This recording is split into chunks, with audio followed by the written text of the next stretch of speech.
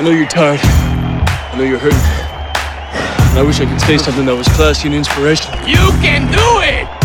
But that just wouldn't be our style. Welcome to Project Reclamation, where you rebuild, re-energize, and reclaim your life.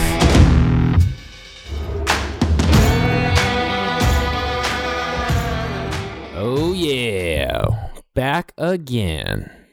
Here we are to save the day. I didn't know which way you were going. I wasn't sure where I was going. You went with Andy that Kaufman with it, and that's great. I was going like Mighty Mouse. Dude, oh yeah. I guess Andy Kaufman did the thing with Mighty Mouse. I don't fucking know, man. Dude, it's been a long week. Let me tell you why, okay? It is, as we are entering cold and flu season, my own little PSA is go ahead and get your cold and flu shot out there. Oh, Are you serious about that? It gives me the flu. You really think so? Yeah, All right, absolutely. all right. I swear by it. But then again, what do I know?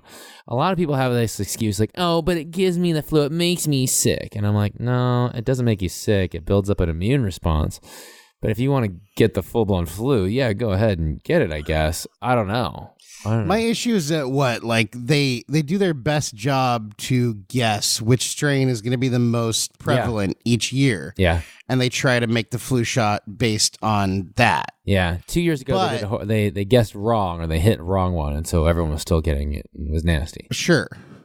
So I'm wondering, I mean, could it give you the flu? Maybe. Who knows? Could the flu shot give you the flu? Yeah. No, it's an attenuated virus, means it's like already killed. Okay, but what I'm wondering is people who think that it gave them the flu, they got the shot and then they got a different flu.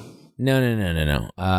People who get the flu shot, that's their immunological response. Is that their body has never seen this strand of bird or pig or swine, kind of whatever it is. Bat flu. And so they get introduced to it, and then their body's thing is to build up a response to it so that if it was ever presented with it again in the future. No, isn't that how all vaccinations work? Yeah, but then that's it. So you can still get sick. What I'm wondering is, for sure, yeah. You can still get sick for sure. Like, it's just. But then isn't it also possible that let's say this year they decided that H5N7 was going to be what the fucking dilly was. Okay. You get that, and then you fucking get an H2N6 flu. Yeah, you can still. You're hoping that. And then you're like, oh, that flu shot made me sick, but in reality, it was just a coincidence that you got a shot for one flu, and then you got exposed to some other flu. So when you say this, here's what it is. I'm just making shit up. By the way. No. This is what I'm thinking that you're saying. So here's what it is for our wonderful listeners that are listening to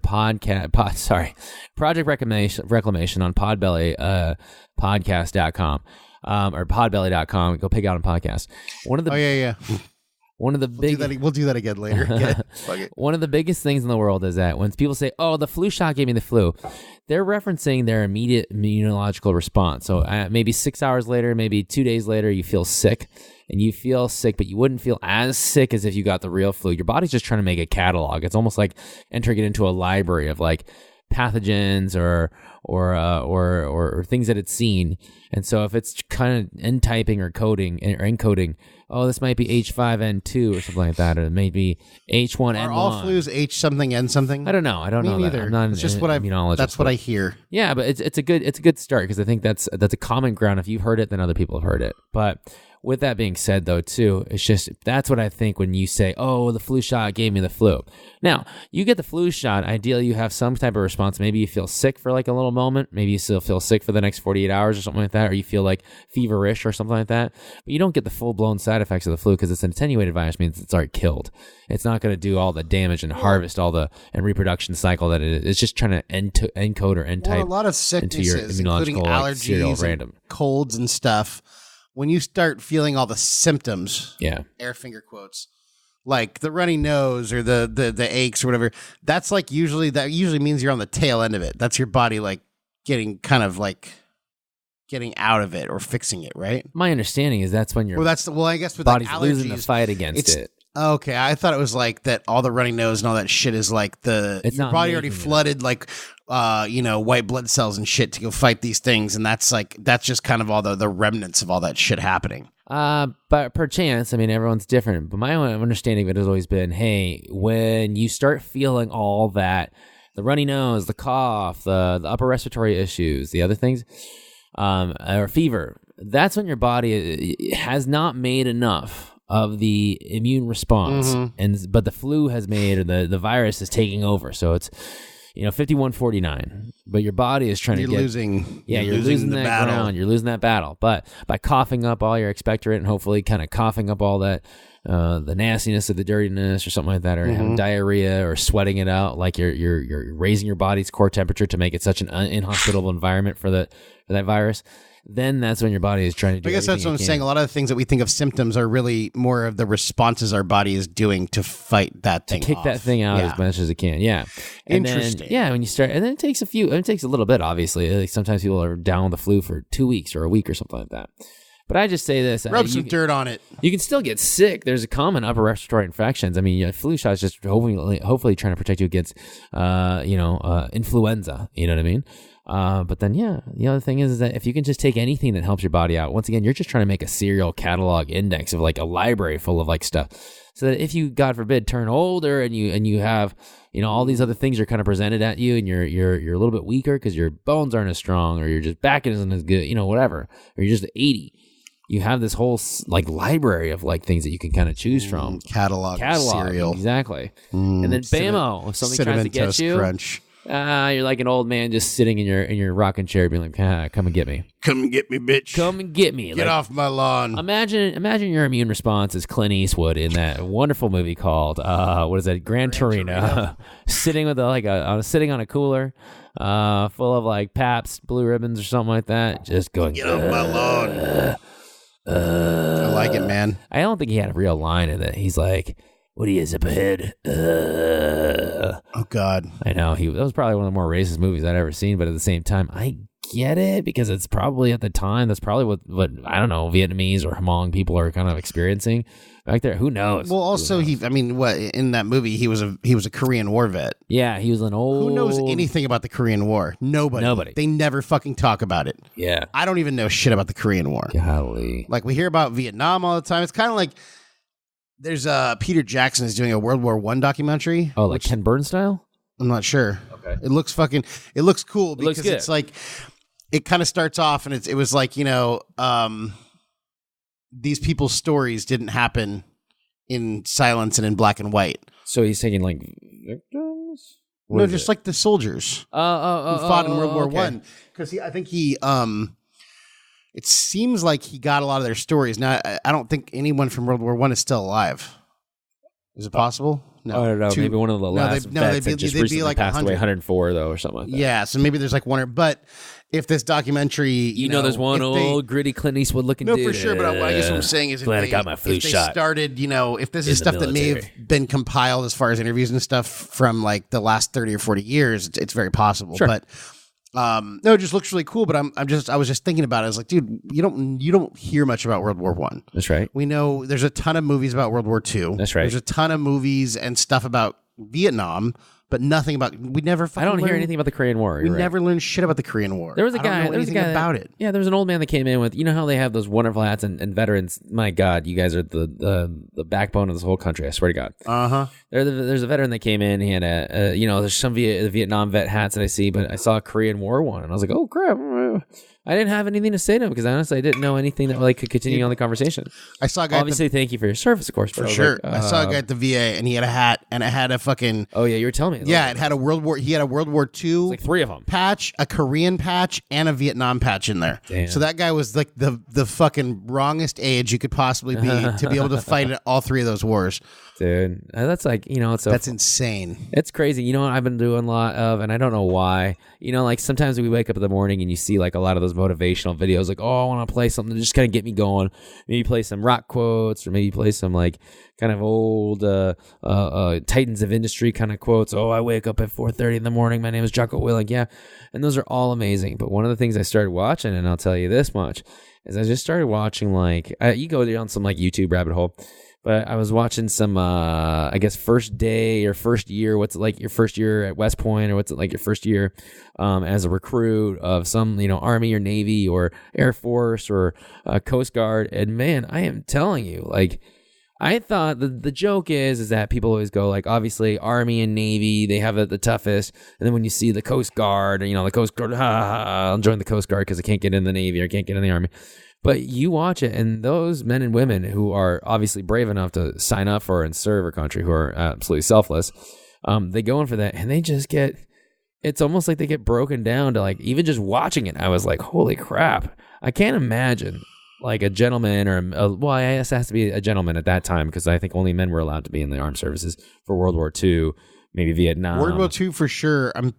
Vietnam and Korea probably too, yeah. Probably, I don't know. And please, if you're out there, please hit us up at projectreclamation@gmail.com. Well, because Vietnam was the last time they had a draft, and I don't think they were drafting women, so. Maybe not for frontline stuff. I don't know. But if you have information on this, we'd love to hear Coast Guard is interesting, because I think the Coast Guard, and I hope I don't offend anyone on this one, I think when it comes to like the testing and stuff to get into the Coast Guard and like their training, I think it's the most intellectual of all the branches. Coast Guard, okay. Yeah. I mean, it's nautical stuff.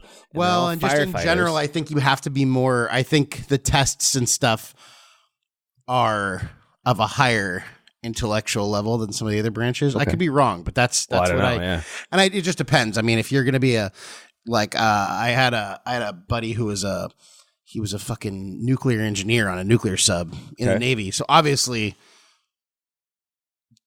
dude was smart, but I mean, I think just kind of like on average, I think the Coast Guard is whatever it is. I'm not so sure. I mean, it doesn't matter. It doesn't matter. It's a different beast. And everything's a different beast. The Air Force, I was watching the Air Force people, and it was just like those first recruits or something like that.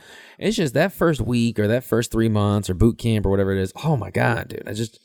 Someone is in your chili. You know what I mean? Someone is in your chili, stirring it up and telling you how telling you the ingredients to put in it, and it's like, yeah, and that's your life. I think Marine boot camp is the toughest. I don't doubt it from when I've seen it, but trust me, I guarantee you, I would be broken by all of them. Even junior, whatever, or junior, whatever. Well, then you got. I mean, then, dude, if you're in like I think if you're a Marine, you can become a Navy SEAL, I'm pretty sure. I guess. Yeah, I mean, Marines are part of the Navy, technically. It is just technically the Marines are the Army of the Navy. Marines are the that makes any sense at all. Okay. Because Army means like land troops, Navy means like sea troops. Yeah. And I believe the Marines are the land forces of the Navy. Oh, okay. Well, I'm speaking way out of school here. I have a lot of friends who've served. I respect the hell out of people who do. I didn't. And I don't know anything. We are speaking absolutely blind. How did we get on this topic from flu topics? I have no idea. I'm not sure. Oh no, because you're talking about Clint Eastwood guy. Yeah, you made we made the Gran Torino fucking reference, and then we ended up here. Bro, I'm telling you, dude. I am telling you. You know what's like crazy too? I watched the movie last night, Troy, dude. I was watching Troy with Brad Pitt. Yeah, and Eric Bana and Orlando Bloom and that old dude, Kurt Sutherland. There's that. No, it doesn't matter. The one dude from another war thing. I don't know why I'm on such a war kick right now. I don't know, dude. I used to have a neighbor. My downstairs neighbor was this dude. He was a Vietnam vet. He was a Marine sniper. Oh, dude, different kind of mentality. He was a fucking to the fullest. When we first met him, like he did not like us at all. Okay, he's like, you make too much noise. I think that sounds like all your neighbors right now. Well, that's a different story. Yeah. No, but this guy was cool. But dude, he would just watch. I don't know what, but he must have had the most ridiculous sound system. And I think he just watched war movies like fucking all day, every day. Oh, because you heard it. Because we would just hear explosions and gunfire coming from his apartment all the time. Ken Burns. He fucking hated us, max. right? Ken Burns and so Dobie. Then it was like right around the holidays because we moved in like August or something. So, the holidays are around there. So I made him... the frick fudge. So I made him some fudge around Christmas time, brought him some fudge. And dude, ever since then, he was like one of our best buddies. Damn, dude. That's how you went over. He was such a cool guy. Dude, I bet you he was a cool guy anyways. I think he was such a grizzle exterior. Because you can't show no cards. He moved in when this place was first built, and we were the first tenants. We were the first people to move into this unit. So for probably like a year, he had no one living above him. And then and this place is built like shit for up and down noise. Yeah. So like you hear every footstep and stuff. And then he had. So going from having nobody living above you to having 3 dudes living above you, I get it. Yeah.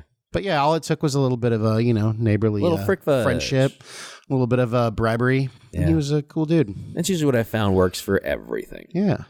Man, I'm telling you, dude. You know what works? And I got to tell you this, too. I've been following, ever since we started doing this podcast, and we always appreciate our listeners here at Project Reclamation. But I just felt like, and we've always preached that we don't know anything about anything. And I think it's obvious by our speech about what the military must be like. It's just a complete or any topic, or any topic for that matter.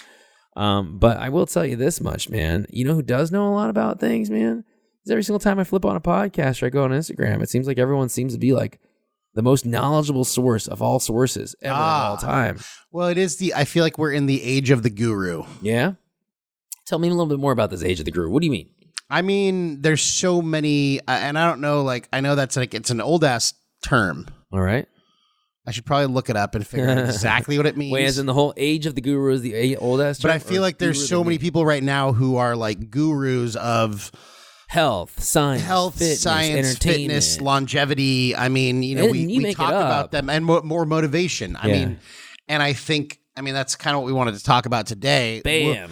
We're going to cover this on a very broad spectrum. The most broad spectrum you could ever. We will probably name a lot of names, and this will probably open the door to cover some of those people in episodes down the road. If we're painting, we're just painting broad sides of barns right now because we have this broad stroke brush. Yes. We are not painting around the windowsill or door frames at all.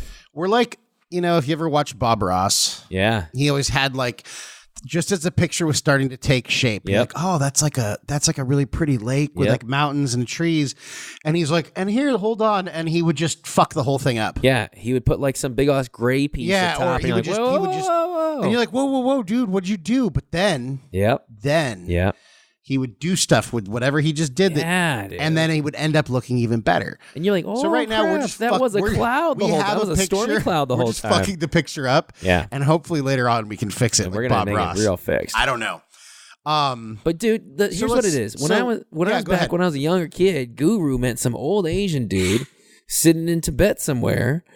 Sitting on a rug, one of those cool Afghan rugs that you saw like he was downtown probably a monk. Z Gallery, probably a monk, and someone had to travel forever to come meet him so that they could get his knowledge, get his wisdom. What is the meaning of life? Right.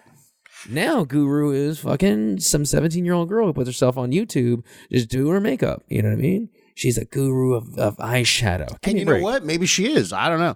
I feel like that term has definitely kind of made a comeback. I feel like, aside from the old Tibetan monks that you speak of, which also is, I think, like every fucking superhero origin story, too. Sure. It's like, oh, Bruce Wayne, to really become Batman, he had to travel to the fucking snowy mountains of Tibet and go spend some time with Ra's al Ghul. Yeah, and fucking go fight monks with sticks who are sworn to celibacy and like they don't talk or some shit and like eat weird shit out of a bowl. But I feel like, I don't think they were called or classified as gurus back in the day, but I feel like, you've always had kind of like Tony Robbins. Yeah. And like Deepak Chopra. Yeah.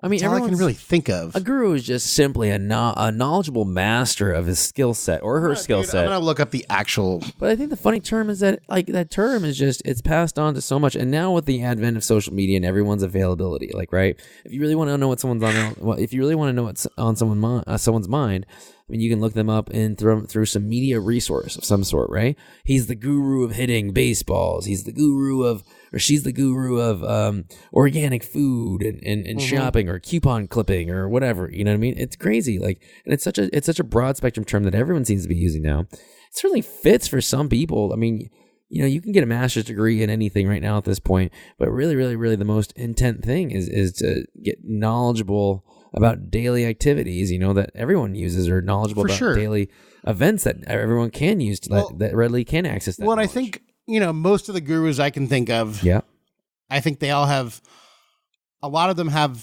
a good message. Sure.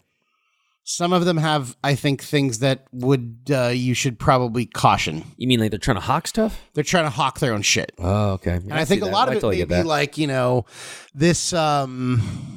for a while, and I will say this, Kevin Hart was a superstar. Okay, he still is a superstar. Obviously, we wish him well as he gets better from his back surgery and because of a recent accident, obviously motor vehicle crash that he had.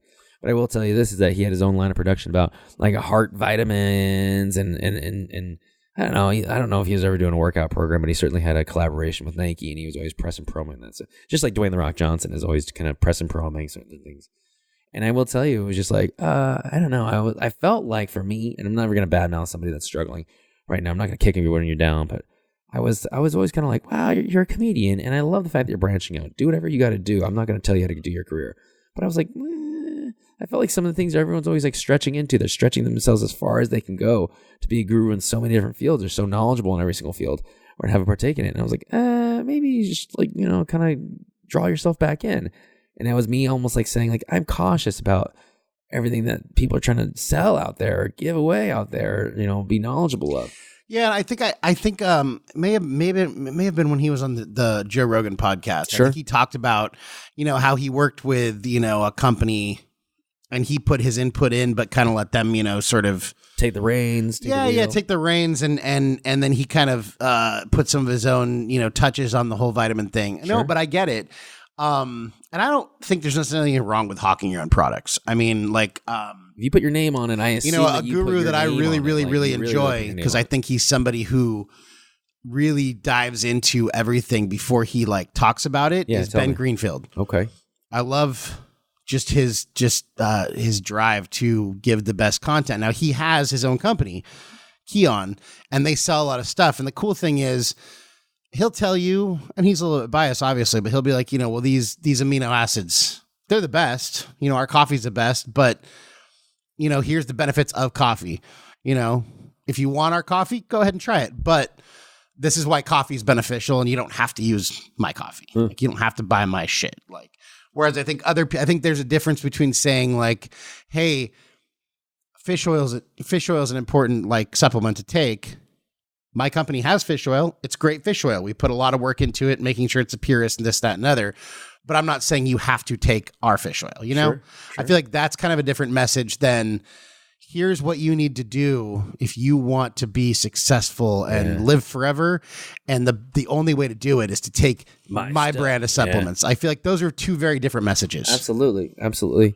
It's so funny. I look at a list of gurus. I mean, have you ever heard of Gwyneth Paltrow?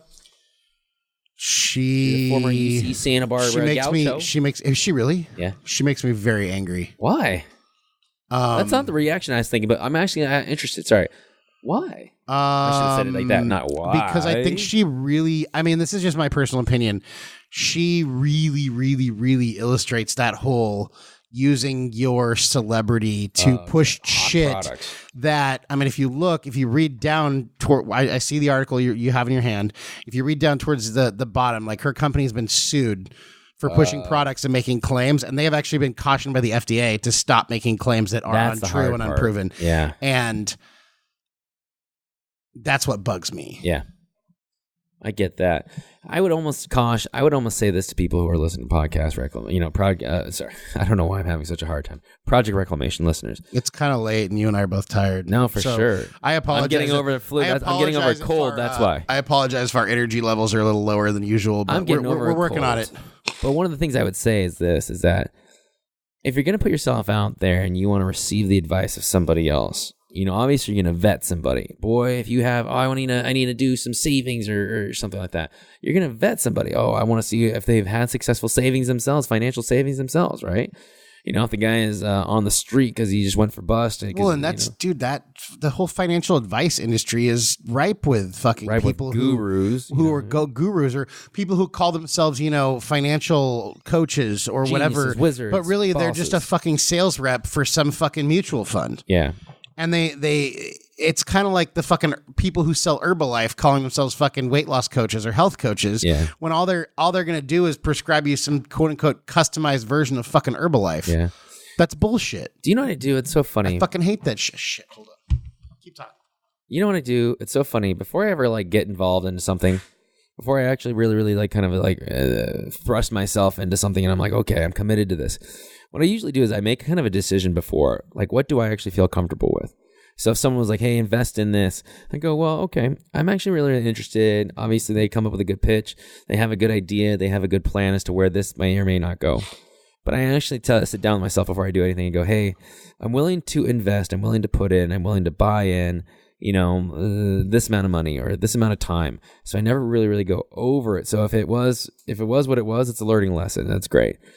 So I never really give in to everything fully. I never just kind of jump in, just believing willy-nilly all whole, everything that they say is gold and everything I got to do. But I understand that might be a little bit different than what we were talking about earlier. Sometimes you just have to kind of jump into things. But I don't know, with self-proclaimed gurus of anything or masters of anything, obviously I go in there with more of a skeptical eye. I go, okay, well, you obviously know something I may not know. I'm interested in what you know. But you also have to kind of enter it in thinking that not everything that they do, not everything that they believe in, not everything that they want you to do, I don't know, is going to turn out the best for you. But maybe that's also part of the thing that gets in the way of true success, right? If you only enter in a thing that's only 60%, you're only 60% in and 40% out, then maybe you never get the full experience. I think it depends on what we're talking about too. I mean, is it health stuff? Is it financial health stuff? Exactly. Is it just makeup? A lot of the rock stuff is purely motivational platitudes, Yeah. And there's some stuff in there that's a little bit more like advice, but I feel like most of his advice, and I mean he has products and stuff. Sure. He has clothing lines and shit. I don't know that he has supplements. He might. Project I'm not Rock, sure. And he probably does. I know he's a candidate spokesperson for Voss Water. Well, that's fine. Yeah. But I mean, I don't really catch him too often telling you to take this supplement or that supplement. You know, his stuff is more purely motivational. For sure. But especially when you get into health supplements or even the whole quit your job and do what you love, that may not be the best advice. No. I don't know. Are you miserable at your job? Well, Are you actually dying? It's probably good advice, but that's maybe not something you should do tomorrow. Yeah. Maybe put some thought into it. Make sure that thing you want to do is something that's actually sustainable. Make sure that it's better. The grass realistic. is truly greener. Yeah. Oh my god. So I think I don't know. Let's go. So you mentioned Gwyneth Paltrow. Yeah. She's got what? She's got some company called Goop or Soup or Sloop or Shoop. No, I'm kidding. I think it's Goop. It's goop.com or whatever. Yeah, and it's a bunch of weird shit. I think, but it's so funny, though, because, for the people that follow Gwyneth Paltrow, and I don't. I don't either. I've just heard things. Yeah, I think it's easy for her to kind of put it out there. Hey, guys, I'm Gwyneth Paltrow. I'm a successful celebrity, whatever it may be. And I think that people that are following her already have, some interest in looking at it the same way, modeling themselves after that idealized, beautiful actress, successful actress, mom, fit mom, happy-go-lucky, whatever situation she might find herself in. But then, I will tell you this much: the people that I look to and I go, wow, they really seem like they got a kick in, or they seem like they really, really got it together. I don't think that they've ever advertised something or sold something. And I think, Jessica Alba has a brand called Honest or something like that. And it might be different for males versus females, to be honest with you. It's a different marketing strategy. I'm not so sure. Maybe that's how they find the most success on whatever platform it is. But I know, people that are successful, some of the actors or actresses or business tycoons or people that you and I both collectively follow. I don't know if they necessarily hawk products, But then again, Joe Rogan is a popular person that we talk about, and he has a huge advertisement, but that's for advertisement for his podcast. He has advertisers, but that's a little bit different. Sure. And I don't know if he's involved. I know Onnit is probably as far as when it comes to health products that he hawks the most. Sure. I think Onnit, and that's Aubrey Marcus's company. Okay. I'm not sure. Who's Aubrey Marcus? I don't even know. Read. He's on your thing. That article you're holding. He's one of the people on there. So, hey Brett, is Joe Rogan involved with Onnit, or does he just like their shit? No, he's Oh, it's a psychedelic. He's the CEO of Psychedelic Medicine and Well, I think he. Psychedelic medicine. I think he's an advocate of psychedelic medicine. Sure. Doing DMT or ayahuasca or whatever. Sure. And finding yourself. Sure. We should do something psychedelic and then record a podcast. Oh, never will I do that stuff because I don't know how. What was I was listening to? I don't know. I'll watch you. I'll safely monitor you if that's what you want to do. Dude. I never want to be. Dude, I got to that age and stage in my life where I just don't want to do. I don't want to be distanced from my body. Oh well, you can learn more about yourself. I'm good. It might help you. I'm good. How is it going to help me, Brett? Tell me. How would it help? Because I'm actually interested. I've heard this thing it's going to help you, but I don't. Hold on, let me put pants on. Okay.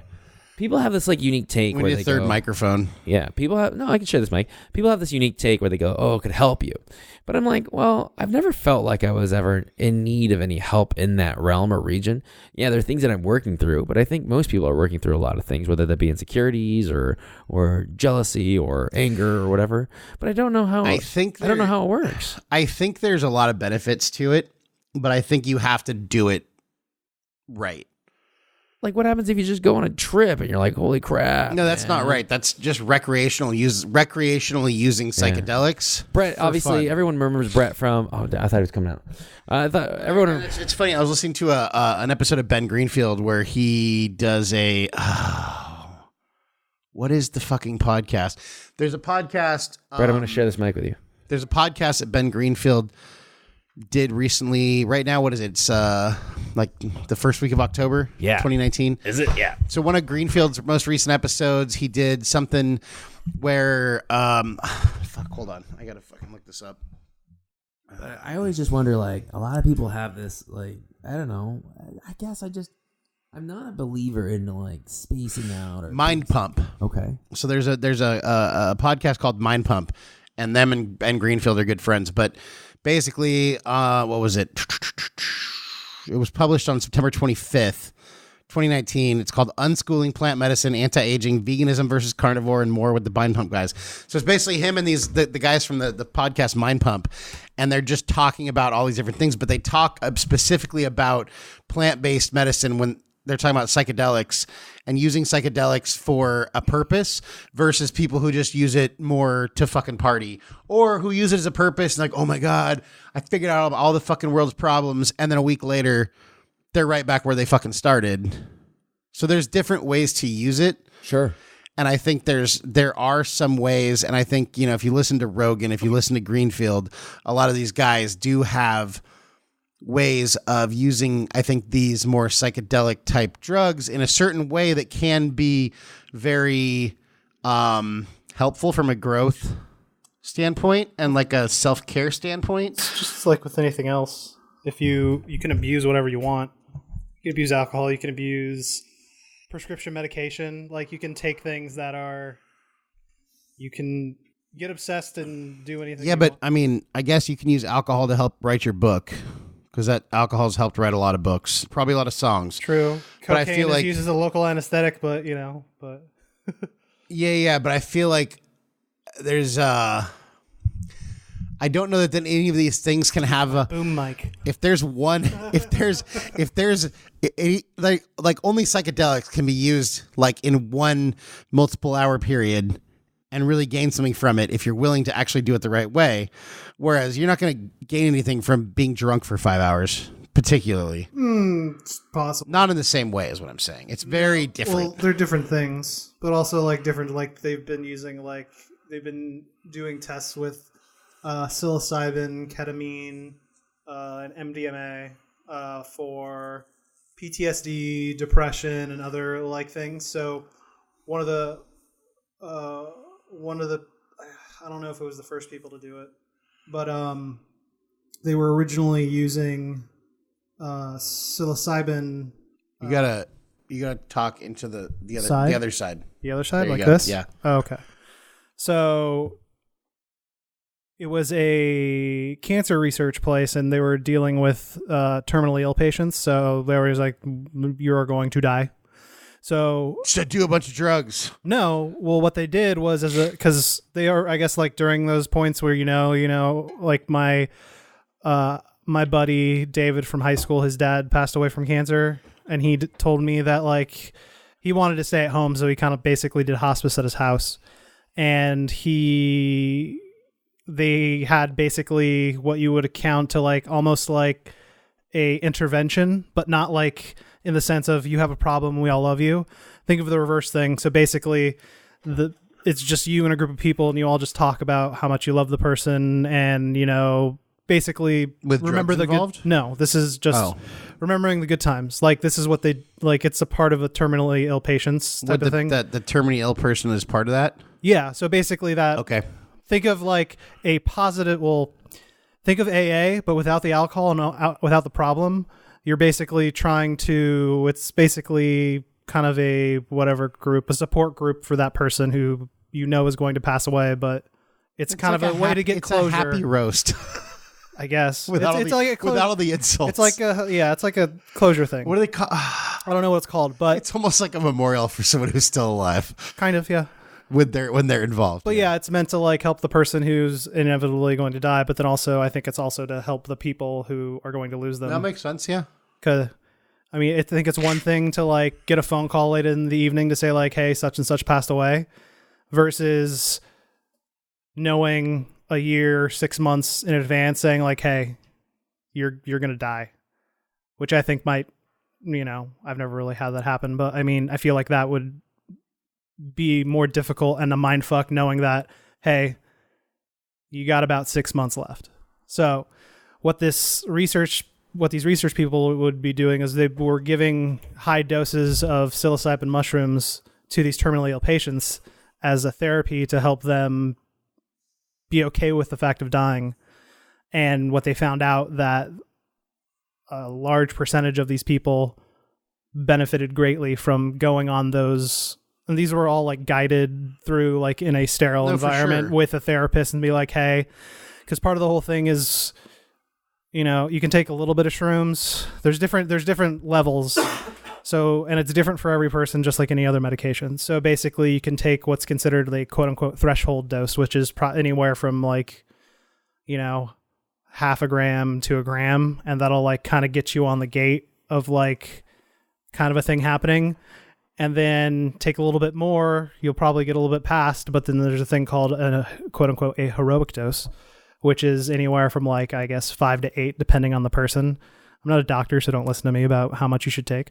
But once you start getting to those levels, those higher levels, that's when you experience the what people call ego death, which ego death, is huge. So that's basically when you and those are I think the levels that we're taking were the higher levels where you would get to that point.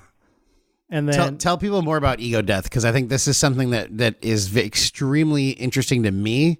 If I think it's what I think it is, it's my understanding, and you expand on this in a second, but it's my understanding that it basically is when you reach a point, and I think this happens a lot with like DMT and ayahuasca, where you essentially remove all the shit that you think like nothing else really matters, and you're almost like insignificant. But in your insignificance, then your debt and your fucking bills and all the shit that we stress about doesn't necessarily matter. And then that kind of leads you to some sort of revelations of the shit that really does matter. Yeah. And it's like love and... Yeah, that's pretty much it. It's usually always love. It's ego, like, okay, so I don't know the exact definition of ego, but how I think about it is like your ego is a survival mechanism that's put in there for you to, make sure you have food, like, or if you, the most basic instincts, like, make sure you have food, make sure you have this X, Y, and Z.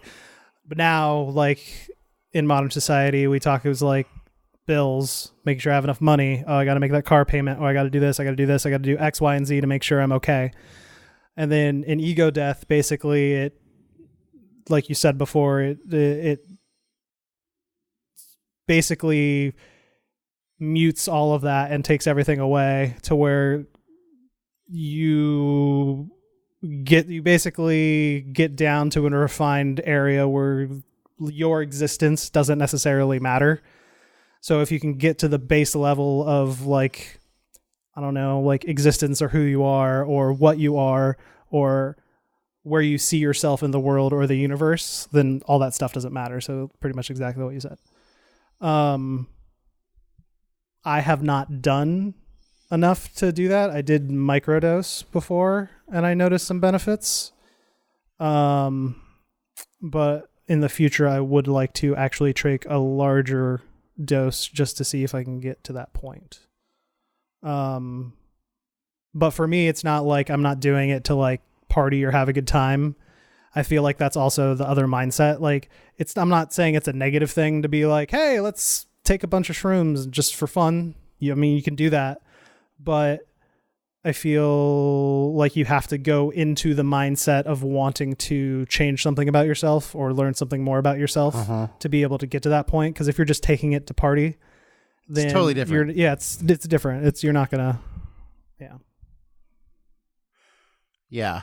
No, I think this is super interesting, and this is probably a totally separate episode that we can do. But I think it's interesting. This is a quote from lonerwolf.com/ego-death. It's the death I'll be referring to is the most beautiful, precious, illuminating, awe-inspiring, expansive, enlightening, and paradigm-shattering experience you could ever go through. This experience is known as ego death, and for every serious spiritual seeker, it is a pivotal process to go through. Because like you said, ego is kind of like the survival, right, wrong, good, bad, holy, sinful, love, hate, important, not important, bills, this, that, and other. And it's important for us to, have that, but I feel like, I don't know, I feel like maybe it allows you to kind of operate more from the mindset of like a child or a dog. They don't have ego. Well, I mean, if they want to do something, they do something. I mean, if you, I don't know, you could could lens of true, but then I don't know. It depends on if you go deeper in thinking that ego is a survival mechanism. It's a very. I mean, that's a. It's a very ego for dog would be food. Food now, like. Well, sure. But then they're able to dive into anything completely. I want food. Yeah, I'm gonna do whatever I have to do. Oh my God, Brett's home. I love Brett so much. That's all I care about. They don't second guess themselves. They just dive into everything like head first, like boom, boom, boom. True. And a child's the same way because they don't have those self doubts and second guessing and all that bullshit. Anyways, this episode's not about all that. But that's something that, some of these gurus like Aubrey Marcus. Yeah, but how cool was that we had Brett come on in and just drop some knowledge, dude? How cool is that? I love it. Any single time Brett can kind of just throw in some 2 cents, I mean, it's good. Yeah. And spices up. It makes the listeners not have to listen to our squeaky voices for too long. For sure, man. For sure. Yeah. So I don't know. Who are some other? We talked about a little bit about Tony Robbins. Obviously, we mentioned Joe Rogan. I think Joe Rogan is definitely one of the gurus. What I love about Joe Rogan is he's basically a guru by introducing us to other gurus in all sorts of different categories. He's a facilitator. Kind of, yeah. He's like a medium talking to. The biggest thing in the world is that you yourself, whoever's listening to this, you yourself can be a guru because no one knows your life. No one lives the best life. Your best life except you, right? It depends on how you frame it. It depends on how you're looking at it. Maybe you drive a bus. Maybe you, I don't know, I can, push TPS reports all day. You know how to do it better than anybody else. I mean, that's just, everything is a specialty of some sort, and you could be the master of your own specialty. But it just depends on what you're going to do with that information. It's going to depend on what you do with that knowledge that you have. Well, I think a lot of it goes back into, it's like, not to use cliches and platitudes, but, trust but verify. Sure. Question everything. Absolutely. If you like someone, that's great. And if it's just very basic information that's not, costing you money or something, then yeah, use it. Fuck yeah, dude. I'm sure Goggins is probably hawking something, but he's a guru with a ton of experience who's pulling from his own experience. That's genuine shit. Sure. And a lot of what he has to say. And if the most he's hawking is his book, buy his book. It's fucking worth it. But, some of these, if it comes to health, some of these, look into it, someone like Greenfield, he's great. Dr. Wild, he's great. Aubrey Marcus probably has done a ton of research, on it. Seems like a company that has a lot of really good products, but you don't necessarily look into what they're talking about. Because first of all, if I used every fucking supplement and every vitamin that every quote unquote guru or expert told me to use, I'd be taking 14 handfuls of fucking pills every day. Yeah.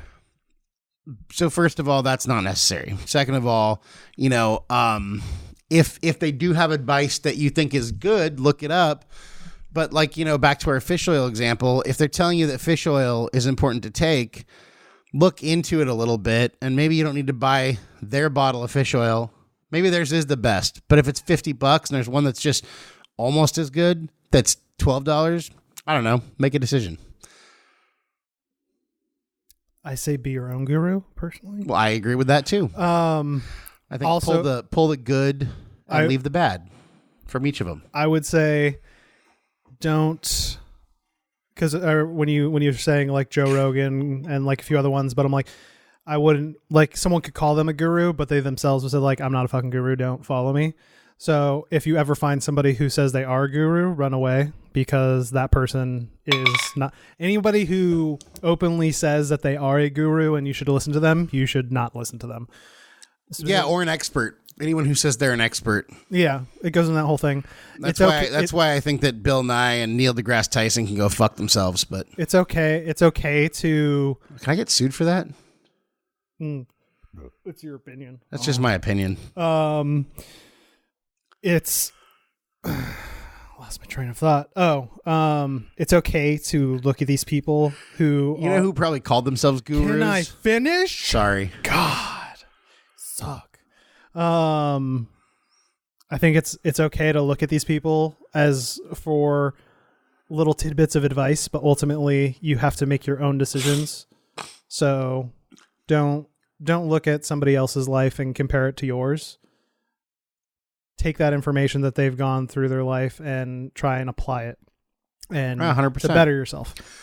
Well, I mean, that's, just touch on a few that we've already talked about, like, Joe Rogan. What I like about Joe Rogan is that he basically gives us introductions to all sorts of different people who could be considered gurus or experts or in different sort of fields, or just interesting fucking people. And that's what I love about him. But yeah, I don't think Joe Rogan would call himself a guru of any sort. No.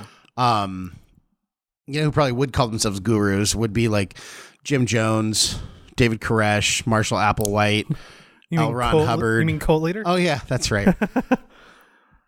So yeah, that's guru is another term for cult leader, guys. Just to let you know that. To a certain extent, yeah. If you're not a monk living in the snowy mountains of Tibet, then yeah, you're probably a cult leader. Yeah, if you call yourself a but guru. even those, if you're that person, like if you're like the Dalai Lama or whatever, that they don't see themselves as that person. They tell you like, I'm not a guru, kind of a thing. Hey, people put that believe title. He was the son of God or not. I'm pretty sure Jesus Christ wouldn't have called himself a guru. He's like, no, I'm just a dude walking through the desert, just trying to help people out. Just trying to get laid and drink wine, bro. Yeah. Running out of steam here. You got anything to add to this, Steven? No, man, honestly, thank you very much, Brett, once again. Always adding his 2 cents. It's always good. And honestly, thank you very much for all our Project Reclamation podcast listeners. For sure. On podbelly.com. Could not have a better platform to share it with. And my gosh, go pig out on podcasts. And I think, just kind of my final thoughts on this, or I think, anybody could be. I like Brett's whole thing. If someone calls himself a guru, an expert, run. But, there's a lot of people you could consider gurus about anything. I love Eric Thomas for motivation. If you're looking for a little bit more motivation that also includes kind of some different like self-care techniques. I think Jen Sincero is awesome. She wrote a book and a bunch of subsequent books called You Were a Badass. So there's just a ton of people you could look at. And I think a lot of them have good stuff to offer, but just kind of take it with a grain of salt. Take the good and don't jump into anything head first that is either a waste of money or maybe isn't great for you. So yeah, take the good, leave the bad. And we have, with everything that we have at our fingertips, you have the ability to kind of pool a giant group of your own gurus, your own experts, and take all the good and put together a composite and use that to be your own guru. So that's what I've got. Thank you all for listening. Go be good. Like Steve said, this episode has been brought to you by Podbelly Podcast Network. Go pig out on podcasts. Go visit Podbelly at podbelly.com. Go check out our website, projectreclamationpodcast.com. Email us with your comments, questions, etc. at projectxreclamation@gmail.com. That's all. This is Tim, Steve, and Brett signing off. You guys have a great week, and we will talk to you soon. So what I believe you were trying to say is thank you.